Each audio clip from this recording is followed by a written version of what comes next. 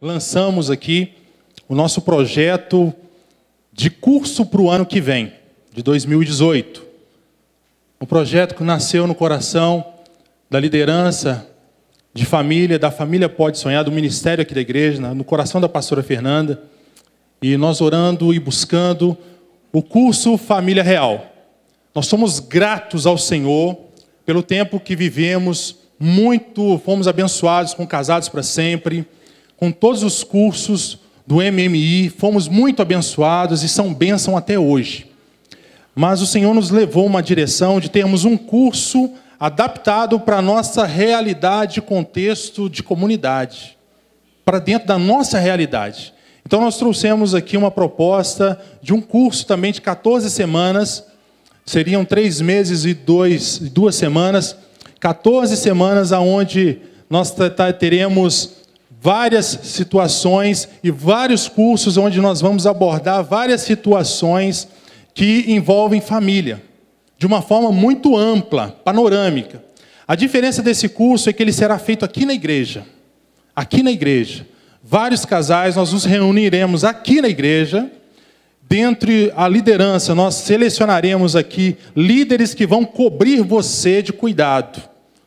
A cada pastor, a cada líder vai cuidar de 5 casais no máximo, para que haja uma cobertura espiritual e uma cobertura de atendimento para você. E esse curso, interessante, ele vai ser, o seu investimento será somente uma apostila. Nós vamos fechar uma gráfica bem em conta, uma gráfica que vai trazer um valor muito acessível para todos nós, onde você vai investir somente na apostila, que é um material seu, é um investimento seu. Pode passar, Clezinho? Por favor. A primeira lição é a aliança do casamento. Entender aliança e compromisso.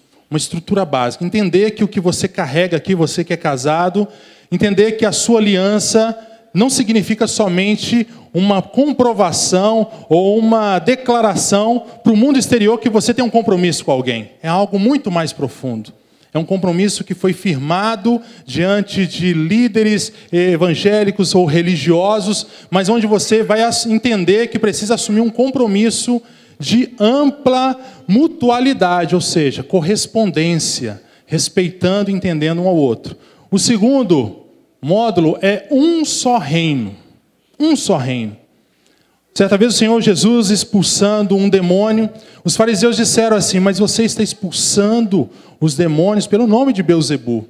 E o Senhor usa essa expectativa, usa esse movimento para dizer: acaso o reino de Deus, Satanás está dividido? E toda casa dividida e todo reino dividido não prospera. Nós vamos entender que estamos sendo cooperadores dentro de uma casa. Nós não somos competidores, nós somos cooperadores.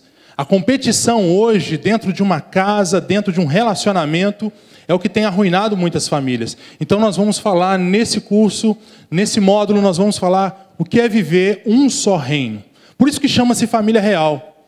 Está baseado em Apocalipse 5:10, que o Senhor nos fez reino e sacerdotes, nação santa, e eles reinarão sobre a terra. Existe um rei, esse rei, ele reina em um reino, e nós estamos inseridos nesse reino. Por isso que é família real. É esse texto de Apocalipse 5:10. E para o nosso Deus nos fizeste reis e sacerdotes, e reinaremos sobre a terra. O desejo de Deus para mim e para você é que nós reinemos. Ele já nos abençoou com toda sorte de bênçãos. Mas enquanto nós continuarmos a discutindo, a discutir um com o outro, nós não saímos do lugar. Nós não avançamos. Nada acontece, porque eu quero uma coisa, ela quer outra. E ele quer uma coisa, ela quer outra. E aí fica nesse impasse e ninguém sai do lugar. Então, um só reino. Continuando, Clezinho. Responsabilidade. Entender que no casamento, nossa responsabilidade é mútua. Não adianta culpar. A culpa é dele, a culpa é dela. Em algum momento você vai entender que a culpa é de ambos, ou que a responsabilidade do casamento dar certo ou dar errado é dos dois. É dos dois, e a gente vai despertar aqui o propósito de refletir. O que eu posso fazer para melhorar o meu casamento? O que eu posso fazer para melhorar o meu relacionamento? O próximo, Clezinho, 70 vezes 7. Nós estamos vestidos com a camisa 70 vezes 7. Isso vai nos lembrar o quê? Perdão. E a gente vai falar não só do perdão, mas da frequência que o perdão precisa ter na nossa vida. Você precisa exercitar. O cristão, ele precisa exercitar o perdão todo dia. Todo dia você ofende e é ofendido. E precisamos entender essa realidade, porque assim como o Senhor nos perdoa, nós precisamos perdoar também. Senão a nossa oração não passa do teto. Família e tecnologias, isso aqui é muito importante nesses dias de hoje. Como o cristão e como a família vai se comportar de forma ética com seus valores cristãos diante das redes sociais, diante das tecnologias que são oferecidas. Como será? WhatsApp, rede social mais acessada no planeta, Messenger e tantos outros, Facebook, tantas outras redes sociais que hoje estão integradas na nossa vida. Então, estão integradas na nossa vida. Conheço uma pessoa que ela saiu de casa sem o celular, ela estava a 35 quilômetros de distância depois do anel rodoviário. Ela teve que voltar porque ela não conseguia viver sem o celular, sem a conexão. Isso é dependência tecnológica. Nós vamos falar disso, nós vamos trazer aqui para participar dessa palestra, desse curso, profissionais da área, psicólogos, além de nós, os pastores auxiliares, os nossos pastores aqui da casa estarão ministrando esse curso. O próximo, nossos filhos. Entender que os nossos filhos, eles são herança do Senhor. Salmo 127 vai dizer isso. Vamos entender que se nossos filhos são herança do Senhor, nesse mesmo salmo diz que eles são como flechas na aljava. A aljava é aquele recipiente onde se carregava as flechas. Será que eu estou criando uma criança ou um adulto, ou estou criando um adulto que será criança? Será que eu vou ter essa liberdade de lançar, como uma flecha é lançada, meu filho adiante? Será que eu vou ter essa liberdade, esse coração disposto de entender que eu crio o meu filho e ele está consagrado ao Senhor e que ele deve seguir? Então são muitas coisas que a gente vai abordar nesse curso, nesse módulo. O próximo é intimidade. O pastor Elias esteve aqui, pastor Elias é pós-doutor nessa área de intimidade, né, pastor? Ontem, quem não veio, perdeu. Ele teve uma demonstração de todo o seu conhecimento aqui. Ele expôs tudo isso sobre a intimidade do casal. Ele mostrou em casa. Lógico que é censurado mostrar na igreja. Mas ele fez aqui, ele demonstrou juntamente com a missionária Milene, que tem uma veia artística tremenda, que o teatro que eles encenaram, muito bom, tremendo, realmente mexeu com todo o público que aqui estava. A intimidade do casal hoje são coisas que hoje, dentro do nosso meio cristão, a gente não fala. É cheio de tabus. É cheio de tabus. Aonde a gente não consegue falar se o homem tem disfunção erétil, se a mulher tem frigidez. E essas coisas que são orgânicas, que são do corpo, são hormonais muitas vezes, não são espirituais, não são faladas dentro da igreja, porque nós temos essa cultura, esse tabu, de que o sexo é pervertido. Mas o sexo dentro do casamento é a bênção de Deus, é o presente de Deus para o casamento. É o que nós dizemos. Quando a gente continua, tem ainda o outro módulo. Pode passar, Clezinho? Diálogo e compreensão. Não basta somente falar, tem que existir diálogo. Existe uma pessoa que fala e outra que ouve. E no meio disso tem que existir compreensão. Senão a mensagem não acontece. Se eu começar a falar e o outro não entender, não existe compreensão. É o que nós vamos falar, de como é importante existir essa ponte construída dos dois, conversando, dialogando, entendendo o outro, tendo empatia, se colocando no lugar do outro, sentindo o que o outro está sentindo e assim buscar entender. É conversando que a gente se entende. E muitos casais hoje não conversam. Estão distantes, tem que gerar proximidade. O próximo é oração em família. Você, marido e esposa, que já praticam a oração juntos, você pode estender isso para a oração em casa, família. Nós falamos ontem sobre o culto doméstico. Como o culto doméstico hoje ele foi abandonado em função da nossa correria, do nosso ativismo do dia a dia, tantas coisas têm roubado o nosso tempo com família. A gente assentar dentro de casa, abrir a Bíblia, orar, cantar, louvar ao Senhor, compartilhar um texto bíblico, orar pelos nossos filhos, como isso está sendo difícil nesses dias de hoje. Somos impulsionados a fazer hora extra e pressionados a nos mover de todos os jeitos, de modo a roubar o tempo que é do Senhor. Então nós vamos ver isso. Na próxima, semeadura e colheita. Essa é uma lei universal que rege os relacionamentos. O que você recebe é fruto da sua semeadura. Se você semeia, você vai colher. E o casamento, o ambiente familiar, é o terreno propício para se ver isso. É o terreno propício para ver a semeadura e também para se ver a colheita. Se você não semeia na vida do seu marido, da sua esposa, amor, o que você quer colher? Ontem nós vemos isso por meio da encenação do teatro com o pastor Elias e com a missionária Milene. Como isso foi muito claro diante dos nossos olhos. O próximo é finanças. Finanças. Quando a gente fala de dinheiro aqui, dá até um frio na espinha. E muitos de nós, num povo de Deus, têm perecido por falta de conhecimento financeiro.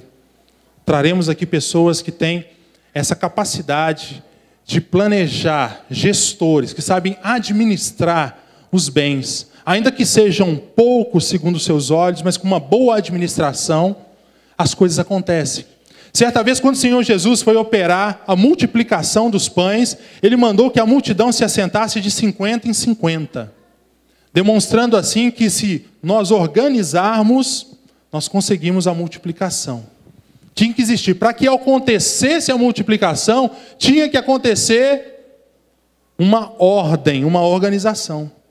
Então nós vamos trazer planilhas aqui para você controlar o seu orçamento, planilhas para trazer um entendimento para a sua vida financeira, para que você não viva oprimido nessa área, que hoje tem sido o calcanhar de Aquiles, o ponto fraco de muitos cristãos hoje. Então é importante nós termos isso nesse modo. E aí temos ainda vivendo o presente.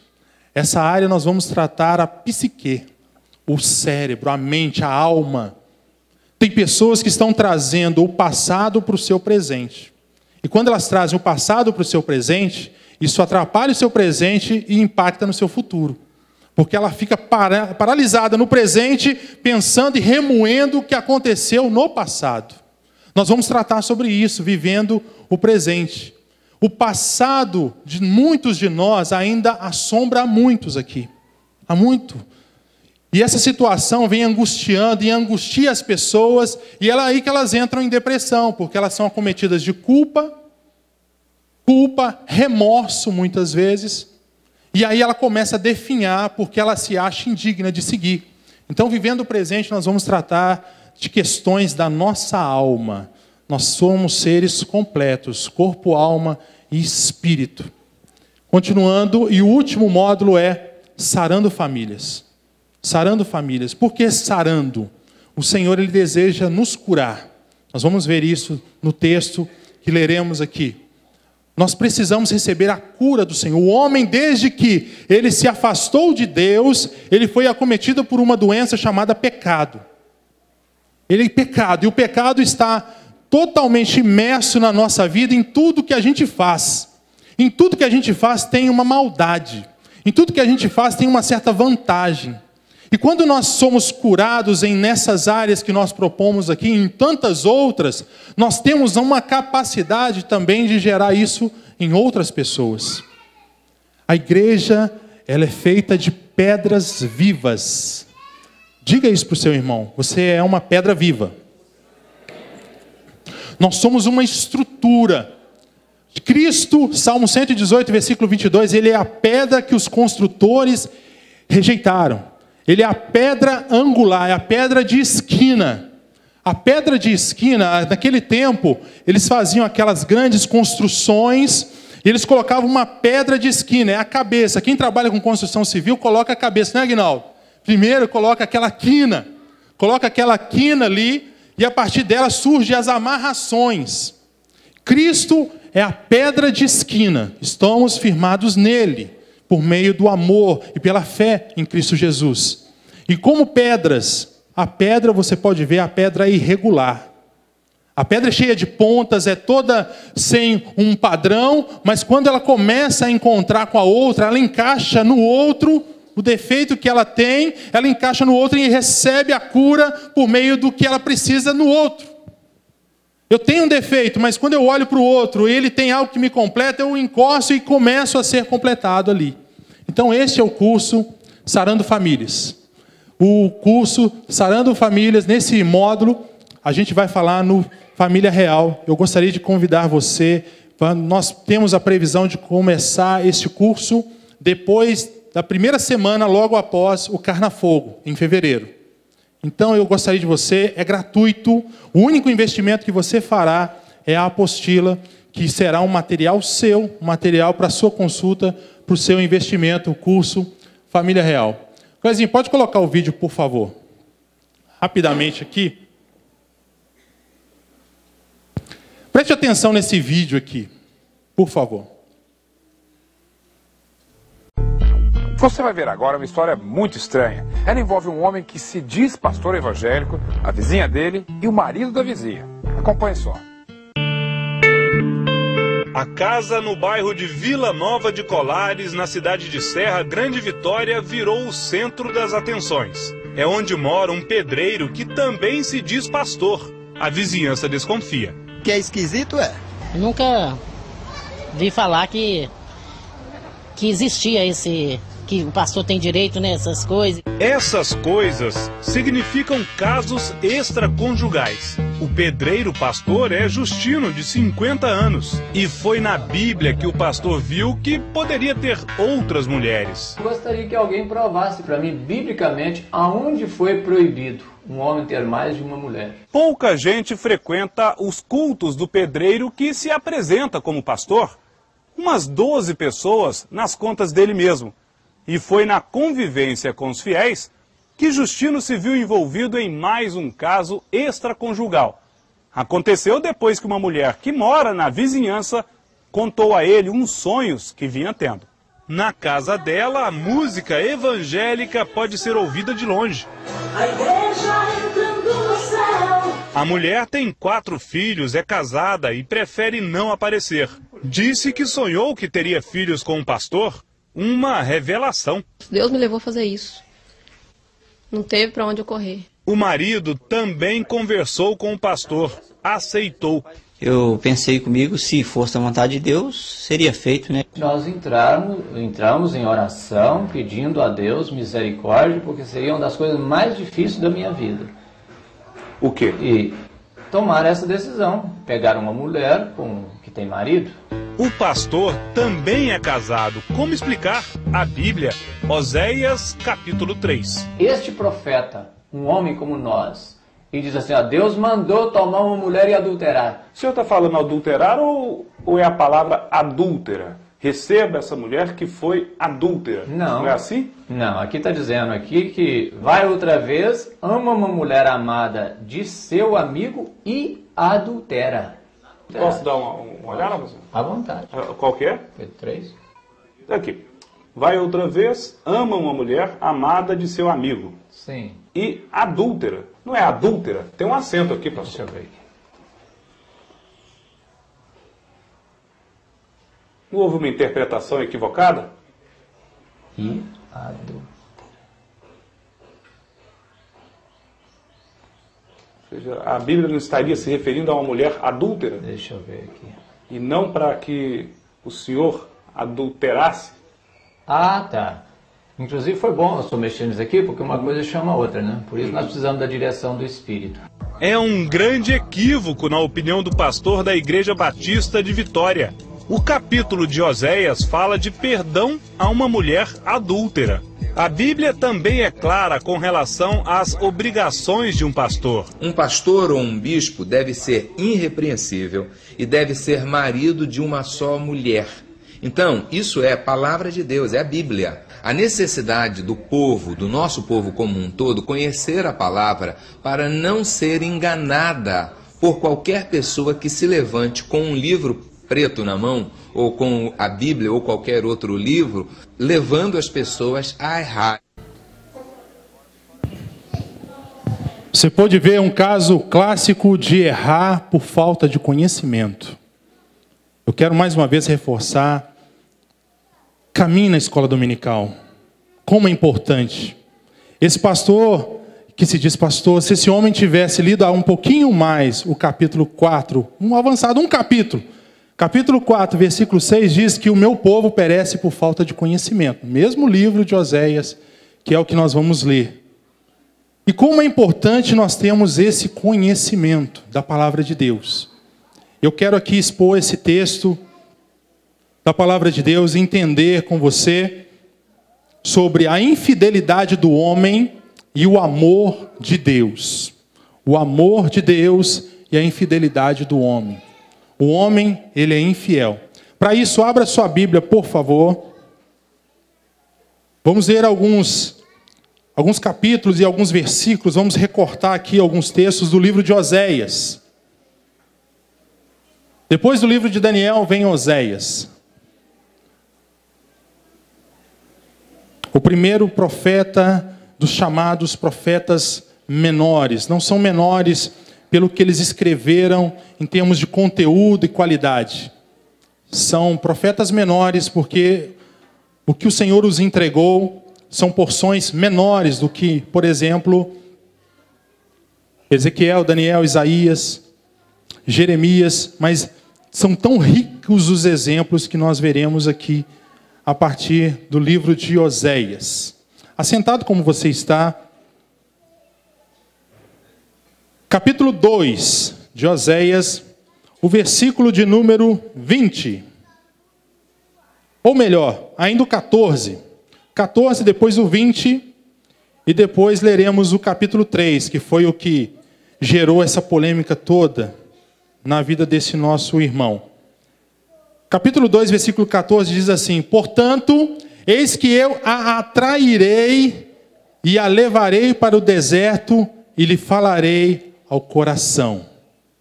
Você me leva ao deserto para falar de amor. A canção do Ministério Zoe. Versículo 20. Eu te desposarei, ou seja, eu vou casar com você em fidelidade, e conhecerás ao Senhor. Agora o capítulo 3, versículo 1. Disse-me o Senhor, vai outra vez, ama uma mulher, amada de seu amigo, e adúltera, como o Senhor ama os filhos de Israel, embora eles olhem para outros deuses e amem o bolo de passas. O último texto vai lá para o final do capítulo 14, versículo 4. O último capítulo do livro de Oséias. Capítulo 14, melhor dizendo, versículo 4. 14, versículo 4. Diz assim o texto: eu sararei a sua infidelidade, ou eu curarei a sua infidelidade. Eu voluntariamente os amarei, porque a minha ira se apartou deles. Mais uma vez, oremos ao Senhor. Senhor Deus e Pai, pedimos a iluminação da Tua palavra. Ela é luz para os nossos caminhos. E o Senhor, que é Pai das luzes, Senhor, nos ilumine, que Teu Espírito Santo nos guie a toda a verdade, em nome do Senhor Jesus. Amém. Graças a Deus. Uma das maiores metáforas ou figura de linguagem, de comparação que existe na palavra de Deus é a figura do casamento. A figura do casamento é a maior metáfora que Deus ele usa por meio de seus profetas para expor o seu amor por mim e por você. A figura do amor, um amor incondicional que Ele demanda para mim e para você, que Ele entrega para mim e para você. Deus é fiel. Nós vemos esses adesivos colocados em a maioria dos carros e a gente vê isso de uma forma muito intensa no nosso meio cristão. Que Deus é fiel. E realmente Ele é fiel. A palavra do Senhor nos diz em Tiago 1,7 que Ele é o Pai das luzes. Não há sombra nem variação de mudança.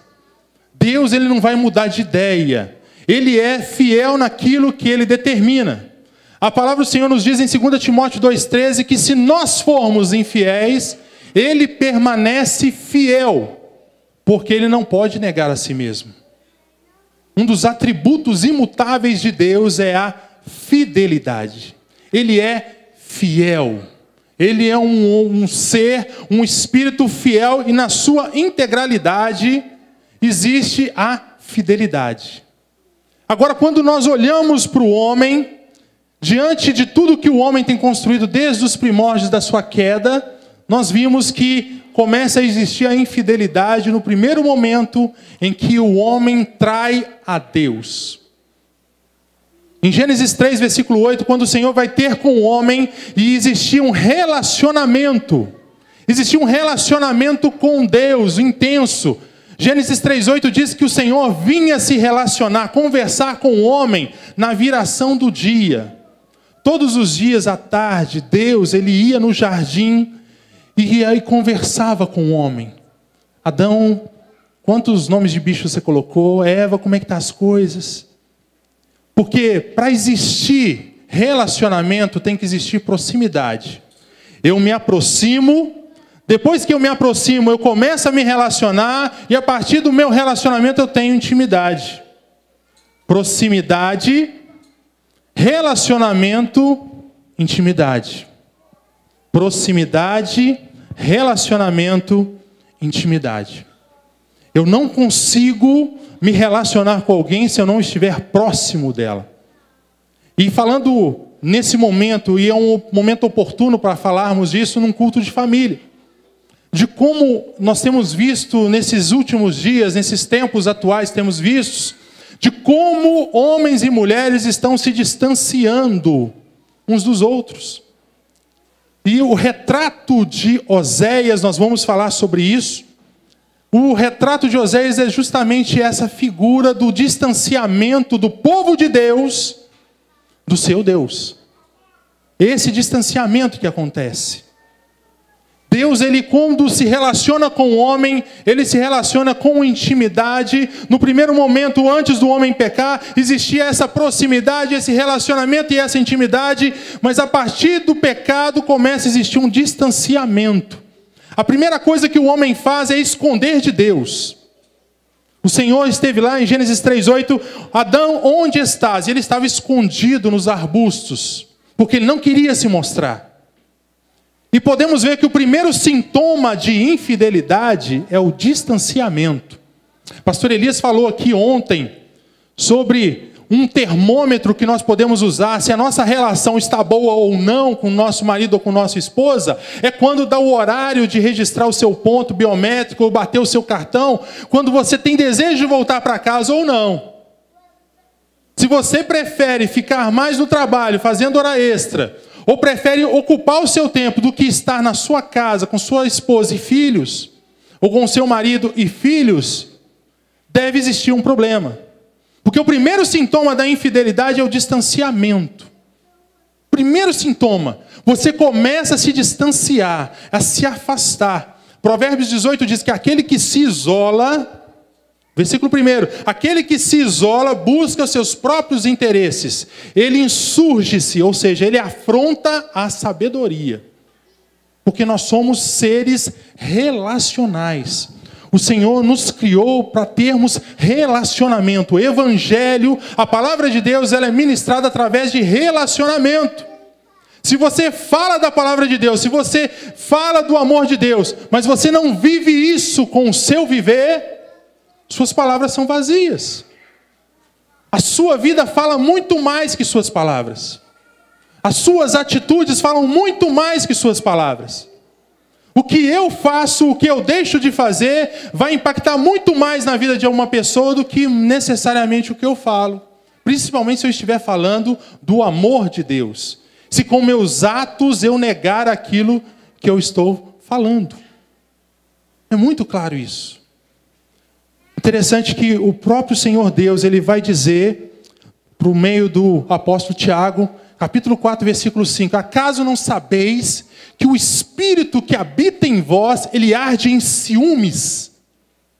Ciúmes aqui, a tradução correta é zelo.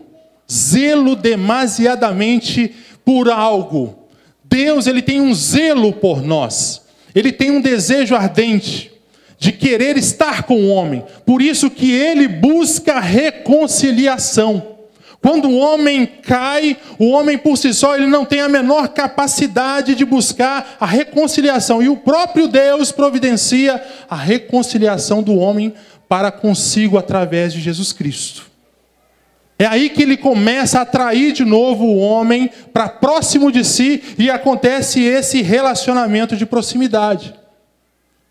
E quando somos infiéis com Deus, nós começamos a viver esse movimento por meio de Deus, que é um zelo que ele desperta por nós. Em Êxodo 19, antes do Êxodo 20, que inclusive nós estudamos hoje na escola dominical, eu estava lá no Novo Eldorado ministrando essa lição, e aqui também na sede foi ministrado os 10 mandamentos, o decálogo, a estrutura da constituição das primeiras leis para o povo, diretrizes que o povo deveria seguir. Esse irmão que usou a Bíblia de uma forma equivocada foi porque não tinha conhecimento. Eu quero novamente estimular você. Busque o conhecimento de Deus. Porque se nós não conhecermos a Deus, nós vamos nos distanciar. Acabamos de cantar aqui. Eu me rendo para conhecer-te mais. E o mesmo profeta Oséias vai dizer: conheçamos e prossigamos em conhecer o Senhor. Então, quando eu estou próximo de Deus, eu começo a entender que Ele tem zelo por mim. Ele sente ciúmes de mim. Zacarias 2,8 vai dizer: não toqueis naquele que é a menina dos olhos. Porque quem toca em você, homem e mulher de Deus, toca na menina dos olhos de Deus. Toca na menina dos seus olhos. Porque existe um zelo pelo Senhor. Ezequiel capítulo 8, versículo 3, o Senhor leva o profeta no templo.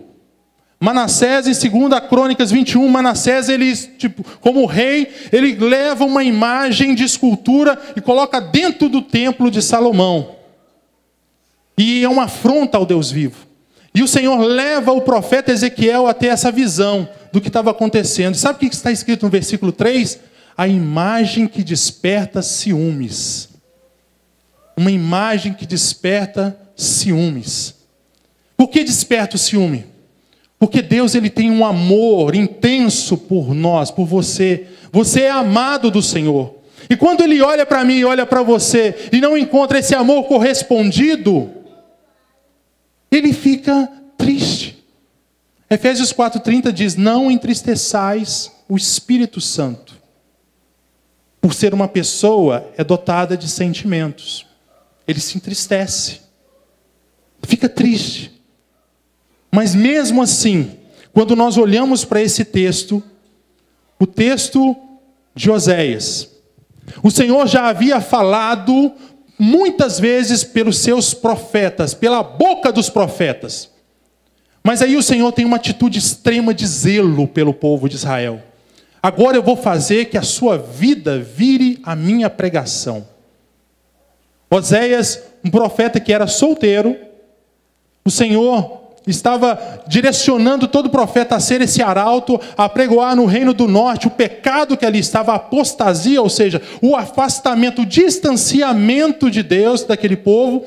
E ele chama o profeta Oséias e diz: olha, você vai se casar com uma mulher infiel, uma mulher adúltera, uma mulher que é infiel. Você vai casar com ela e vai ter filhos de prostituição. Porque assim, eu amo esse povo, mas esse povo vira as costas para mim, como nós lemos aqui no capítulo 2. Eu amo esse povo, mas eles me trocam, eles viram o rosto para mim, porque eles amam os bolos de passas. Eles adoram outros deuses. No capítulo 3 vai dizer isso. Amo uma mulher amada, como o Senhor ama os filhos de Israel, embora eles olhem para outros deuses. Existe uma queixa de Deus nesse mesmo texto, que o nosso irmão equivocadamente leu só uma parte dele. Por isso, o erro de se pegar um recorte das Escrituras para legitimar as minhas e as suas atitudes. Quando você pega um texto isolado para corresponder ou para responder aquilo que você já tem no coração formado, é o grande erro. é uma interpretação vazia. Não existe uma interpretação correta da palavra de Deus. Então o Senhor manda que a vida do próprio profeta vire uma pregação. Para dizer, olha, esse povo não me ouve, não ouve os meus profetas. Agora ele vai olhar para você, Oséias, e vai ver que você se casou com uma mulher que é adúltera, uma mulher infiel, e vai ter filhos de prostituição. Ele tem 3 filhos com essa mulher. E cada uma desses filhos tem um nome. Jezreel, Lohuama e Loami. Jezreel, Lohuama e Loami. Não meu povo, desamparada e povo de problemas. Esses 3 nomes. Tudo com o sentido profético de indicar que o povo de Deus estava se afastando. Imagine a situação daquele profeta. A Bíblia diz que o nome da esposa de Oséias era Gomer. O nome do pai da esposa era Diblaim. Imagine a alegria desse homem. Minha filha, toda tumultuada, cheia de problema, infiel, vai se casar com um homem de Deus. A alegria desse homem. E aí começa a colocar os nomes nos filhos. E sempre naquele tempo bíblico, o nome dos filhos era correspondente a um desejo, a um movimento que estava acontecendo, uma direção de Deus para aquele tempo. E assim os nomes eram colocados nas crianças, de modo a que as próprias crianças denunciem aquilo que estava acontecendo no seu redor. Jezreel, Lohuama e Loami. Não meu povo, não é mais meu povo. Desamparada, Lohuama, não é mais. Eu não vou proteger mais vocês porque vocês se distanciaram de mim. Vocês se distanciaram da minha vontade. E aí o profeta ele começa a pregar. E começa a pregar casado com uma mulher adúltera. Sabe o que acontece? Gomer larga o profeta. Abandona o profeta. Capítulo 2, versículo 5 diz assim: por sua mãe se prostituiu e o concebeu em desgraça, ela disse: irei atrás de meus amantes, que me dão o meu pão, me dão a minha água, a minha lã, o meu linho, o meu óleo e as minhas bebidas. Sabe o que aconteceu?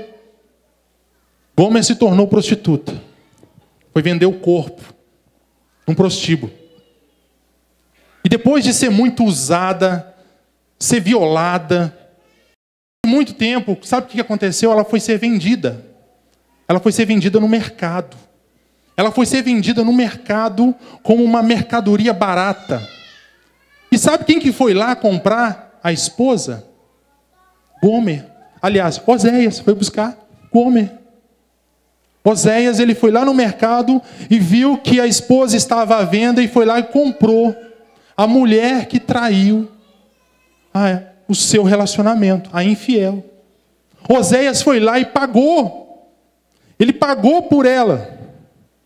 Ele pagou, segundo aqui diz o texto, capítulo 3, versículo 2, assim eu a comprei por 15 peças de prata e 1,5 homer de cevada.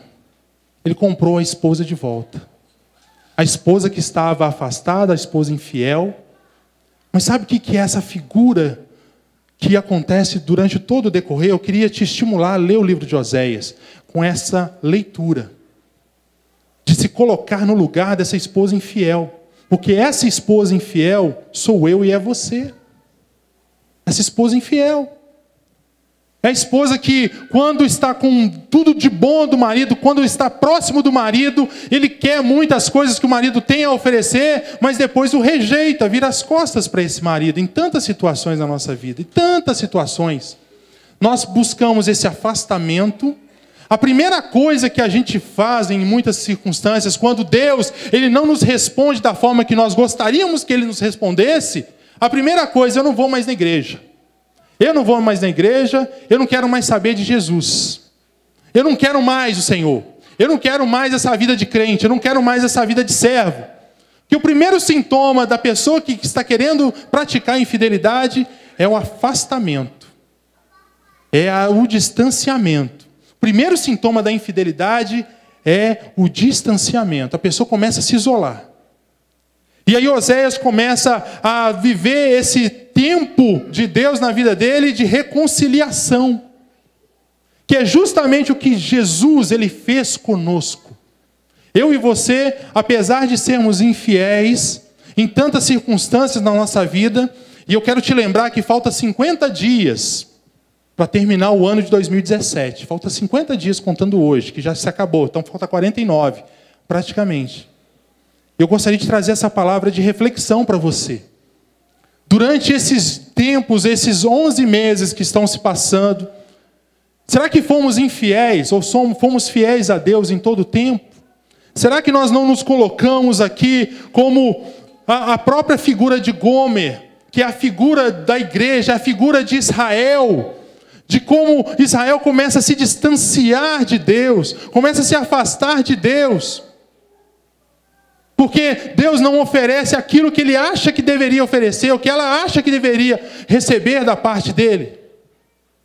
O primeiro sintoma é o distanciamento. O segundo, a insatisfação. Não estou satisfeito. Não me satisfaz. Conversando com algumas pessoas, eu converso com uma pessoa que ela encontrou em mim, na minha amizade, um meio para tentar corrigir o problema de infidelidade conjugal. E sabe qual tipo de infidelidade que essa pessoa está tendo? Infidelidade virtual. Infidelidade virtual. Sabe como é que ele trai a esposa? No WhatsApp. Porque o teclado não tem. O pecado tem foto, mas o teclado não tem sentimento. Ela não vai olhar para mim, eu consigo me mostrar melhor atrás de um teclado virtual, do telefone, de um smartphone. E eu falei com ele, você precisa parar com isso. Você precisa parar com isso, porque você está sendo infiel. E eu falando com ele sobre essa questão de fidelidade, sobre esse exemplo de Oséias, e isso pulsou tanto no meu coração para esses dias de como nós precisamos despertar, não sermos infiéis.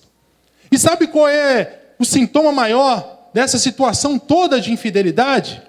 É porque a pessoa que trai virtualmente, ela sente que não está fazendo nada de errado. Só porque não está possuindo o corpo do outro. Mas o próximo passo é a consumação do ato que já está planejado ali. O próximo ato. Por isso que nós colocamos na nossa grade curricular do curso famílias e tecnologias. Porque o cristão ele está perdendo esse senso. Ele está se envolvendo com uma embriaguez de situação. E olha que quando a pessoa fica embriagada, todo mundo deve conhecer o seu Osmar aqui. Ele bêbado, ele sabe meu nome. Ele bêbado sabe meu nome. Mas mesmo embriagado, ele sabe chegar em casa. Não é isso? Quem já bebeu ou bebe muito, sabe chegar em casa. Quem já foi acometido pelo vício da bebida e passou dos limites e perdeu a noção, ficou tonto, ele sabe chegar em casa. Em casa ele sabe, porque ele tem um pouco de racionalidade. Ele consegue pensar algumas coisas. Ele consegue articular alguma coisa. E o que o Senhor traz para mim e para você é que nós devemos despertar para que isso não seja um motivo de cauterizar nossa mente. A gente achar que está normal. Juízes capítulo 17, tem um texto maravilhoso que o Senhor traz na sua palavra sobre a vida de Sansão. Sansão começou a caminhar a queda de um ex-homem de Deus. Porque ele já havia sido um homem de Deus já no começo. Por ser nazireu, quebrou o voto do nazireado, ele começou a beber, ele não podia beber, ele não podia se contaminar com impurezas, e ele estava no prostíbulo, e ele começa a buscar mulheres de outras nações, e aí quando ele vai, revela o seu segredo para Dalila, Dalila corta as tranças enquanto ele está dormindo. E no capítulo 17, a partir do versículo 8, diz que ele não sabia que o Espírito Santo já se tinha retirado dele. Essa insensibilidade que muitas vezes está no coração do infiel. Quando o infiel não olha para o que está acontecendo e acha que está normal. Desperta, desperta. A palavra do Senhor nesses últimos dias é desperta. Desperta tu que dormes e Cristo te iluminará. Nós precisamos abrir os nossos olhos espirituais e entender que tudo isso que a palavra de Deus nos diz vai todas convergir para Cristo, para a nossa realidade. O apóstolo Paulo, no capítulo 9 de Romanos, ele vai citar esse texto de Oséias. Ele chamou o povo agora de meu povo. E por causa dessa infidelidade que o povo estava vivendo, eles foram acometidos de muitos ataques inimigos. Porque a infidelidade, ela corrói os relacionamentos e corrói a família. Um outro sintoma da infidelidade a Deus e com o parceiro, com o esposo, com a esposa, é a ingratidão. A ingratidão. A pessoa que é infiel, ela não é grata. O homem que é infiel ou que é ingrato, ele tem uma probabilidade muito grande de ser infiel depois.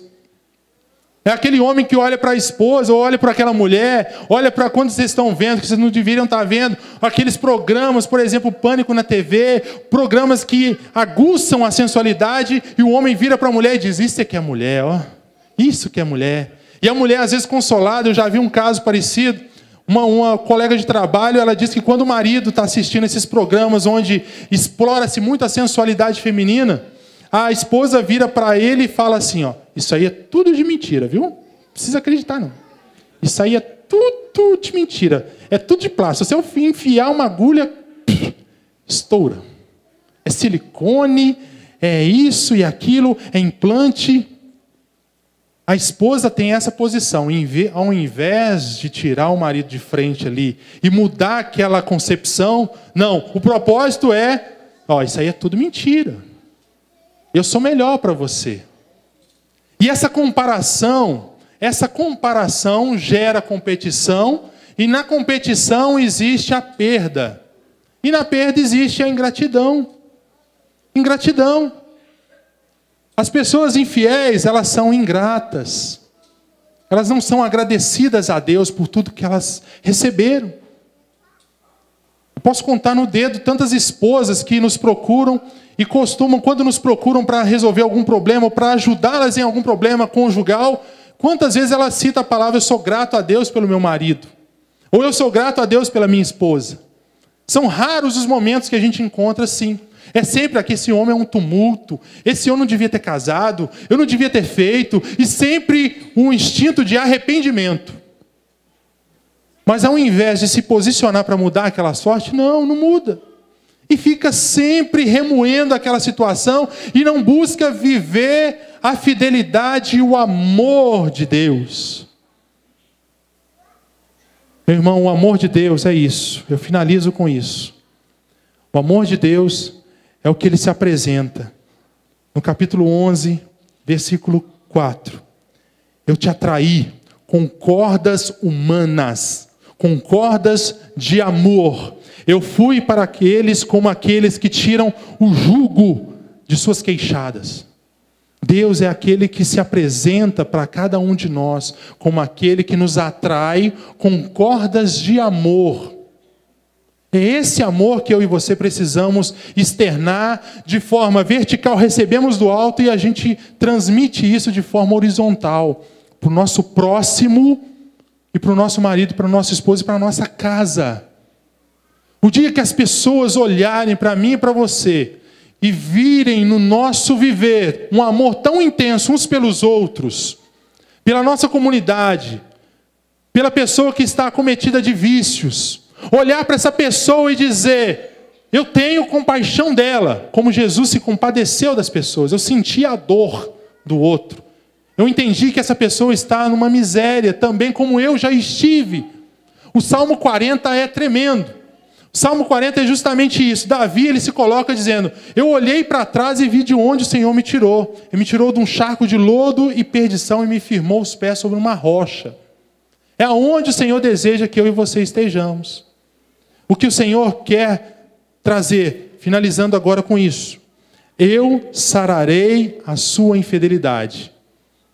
Se você desejar ser fiel ao Senhor, se aproxime dele.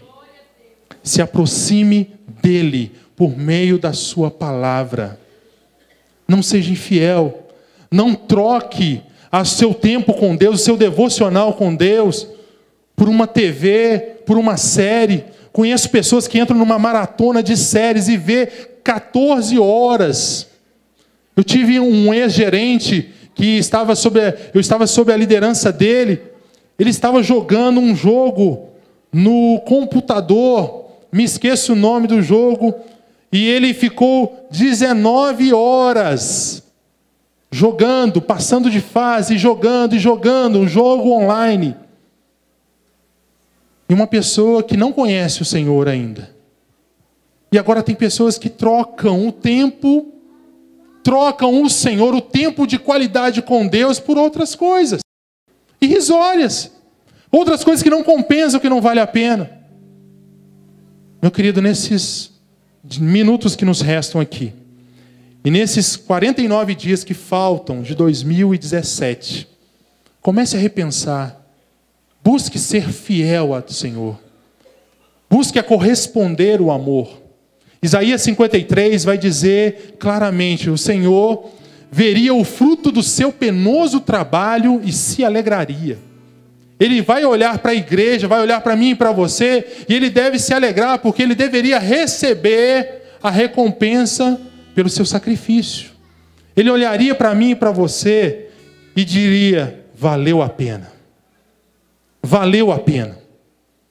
Por esse homem, por essa mulher que se aproxima de mim, vale a pena. Isaías 55, versículo 6. Buscai ao Senhor enquanto se pode achar. Ele está perto, Deus está perto de nós, Ele é Emmanuel, Deus conosco. Invocai-o, trazei-o para dentro. Quando você invoca o Senhor, você está chamando Ele para próximo de você. Invocai enquanto Ele está perto.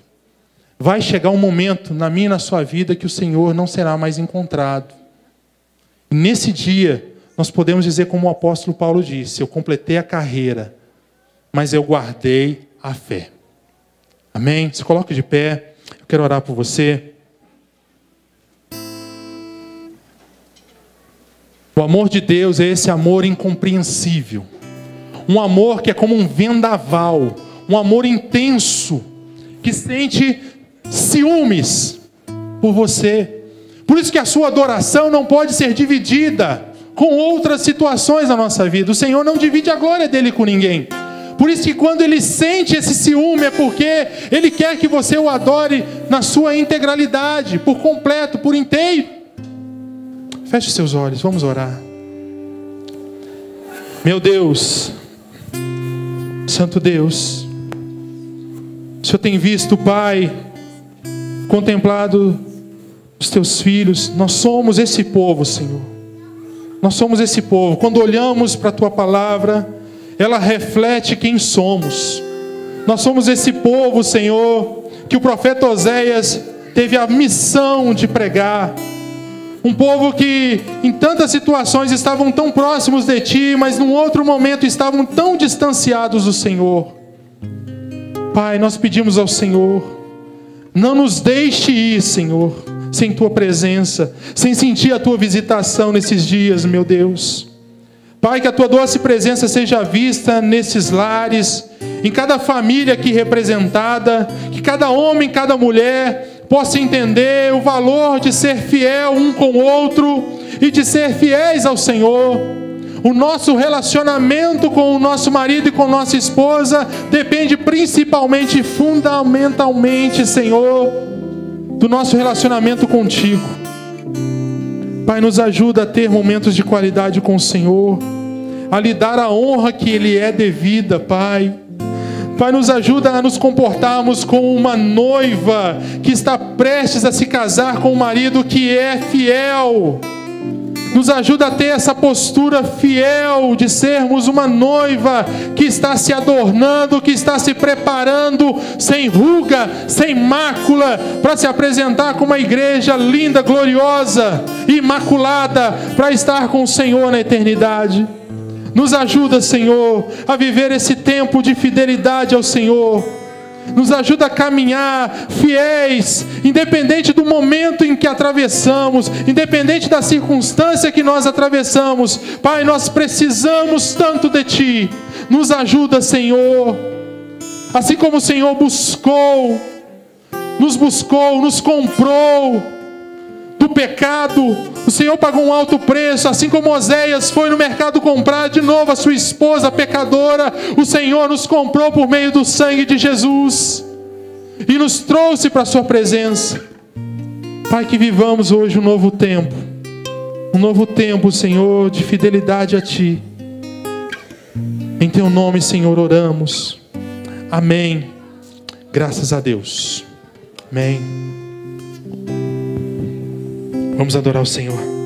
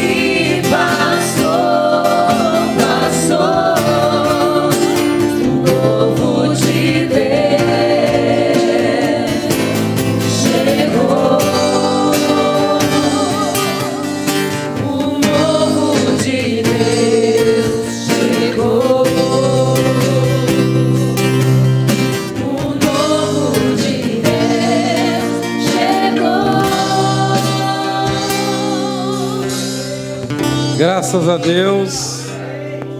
É muito importante, irmãos, um culto como esse, uma palavra como essa. É muito importante a gente entender situações como foi colocado aqui. E na verdade a gente ri para não chorar, né? A gente ri para não chorar. Ver uma pessoa deturpando, usurpando de um contexto bíblico que está totalmente contrário a tudo que ele resolveu interpretar para tomar para si uma ação. Isso é como o pastor Márcio colocou, é falta de interesse por escola bíblica, mas está na cara que o moço ele não tem o mínimo interesse. E às vezes a gente fala, isso está tão longe, né? Não, tá não. Eu lido com muitas situações como essa, mas não na área do adultério, mas na área, por exemplo, vou dar um exemplo simples para você. Tem certos pastores que eu deixei de andar com eles, por quê? Eles têm a audácia, eles têm a ousadia de chegar para alguém que faz um controle, um tratamento psicológico, um tratamento de medicamentos controlado, ou de medicamentos, por exemplo, de doenças como câncer, e eles recebem, ou dizem que recebem uma revelação, e falam com a pessoa para cortar o medicamento, ou para não procurar o médico, e quer que a gente aceita isso. Mas pastor, você não crê na cura? Não creio, claro que creio, mas quem tem que reconhecer é a autoridade médica. A autoridade médica, são anjos de Deus na terra limitados. Jesus curou um cego, ele cospe, faz o lodo e manda chumbo no olho do cara e fala, agora mostra-te ao sacerdote, vai lá. Aquele que havia visto você cego, que sabe e tem certeza que você é cego, vai diagnosticar que você está curado, porque ele é a autoridade, é para ele. Tem coisa que é para o sacerdote, tem coisa que é para a autoridade. Nós passamos em 90, eu estava lembrando ali, em 99, eu acho que no ano do meu casamento, uma situação complicadíssima na igreja que nós estávamos, porque um obreiro, num velório de uma parente, ele cismou de chegar lá e cumprir aquela passagem que o profeta Eliseu vai ao quarto, sobe em cima da criança. Ele chegou em cima da parente que morreu e subiu em cima do caixão e pôs boca com boca e começou a soprar. O caixão caiu, arrebentou tudo. Foi um escândalo. A maioria dos familiares era espírita. E diz ele que Deus tinha revelado para ele. A mulher já tinha passado pelo IML, tinha tirado tudo. E diz que Deus tinha revelado para o infeliz.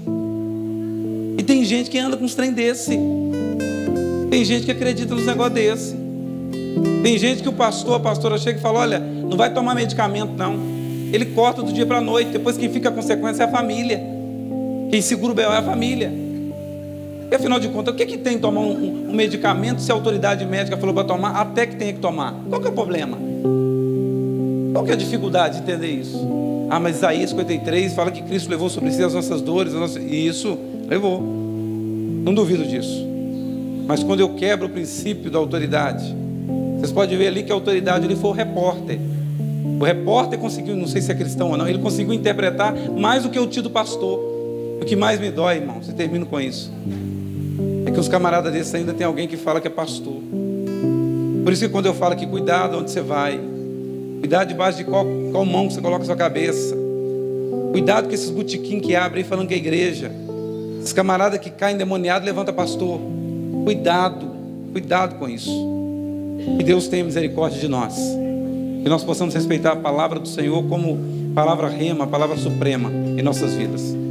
Feche seus olhos, estenda a sua mão. Senhor, eu quero te agradecer por tudo, por este culto, por este tempo, por tudo que o Senhor nos tem proporcionado aqui. Toma em tuas mãos a vida dos teus filhos, que haja o discernimento, sim, de conhecer e prosseguir em conhecer o Senhor. Livra-nos, ó Deus, de todas as mazelas. Livra-nos, ó Deus, dos falsos profetas. Livra-nos, ó Deus, dos falsos pastores. Livra-nos, ó Deus, dos falsos obreiros. Nos dê discernimento de espírito, nos dê conhecimento e temor e respeito à tua palavra. Senhor, toma em tuas mãos a vida do pastor Márcio, a sua família uma vez mais. Toma a nossa saúde e a nossa semana em tuas mãos. Leva-nos em paz, ó Deus, para nossas casas. Ó Deus, eu sei que o Senhor tem cura para os enfermos, libertação para os viciados, salvação para aquele que necessita e aquele que confia. Mas nós sabemos, ó Deus, que o Senhor tem um tempo para cada coisa. E nós firmamos no Senhor, esperamos no Senhor. Sendo assim, nós te agradecemos, em nome de Jesus. E que o Senhor te abençoe e te guarde. E que o Senhor faça resplandecer o seu rosto sobre ti e tenha misericórdia de ti. E que o Senhor sobre ti levante o seu rosto e vos dê a paz. Que o amor de Deus Pai, a graça do nosso Senhor e Salvador Jesus Cristo, as doces e divinas consolações do Espírito Santo de Deus, seja com toda a igreja aqui e todo o povo de Deus representado na face da terra. E a igreja diga amém, Jesus. Diga ao seu irmão: ame enquanto é tempo.